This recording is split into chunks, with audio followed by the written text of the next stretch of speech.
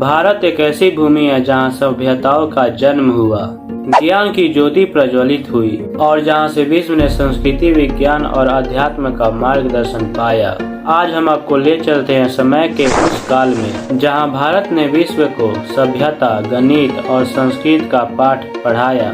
सिंधु घाटी सभ्यता 3300 BCE to 1300 BCE विश्व के सबसे प्राचीन और उच्च सभ्यताओं में से एक। हड़प्पा और मोहनजोदारो में हजारों लोग रहते थे जिनका व्यापार कृषि और विज्ञान से होता था।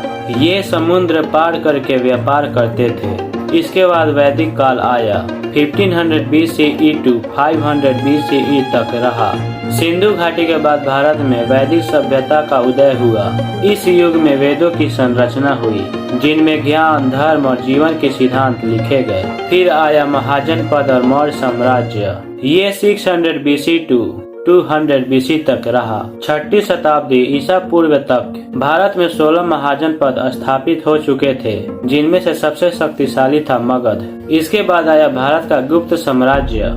भारत का स्वर्ण युग 319 CE to 550 CE तक रहा। गुप्त काल को भारत का स्वर्ण युग कहा गया। इस दौरान कला, विज्ञान, गणित और संस्कृत की उन्नति हुई और इसी दौरान आर्यभट्ट ने बताया कि गणना का आधार शून्य है और पृथ्वी अपनी धुरी पर ही घूमती है।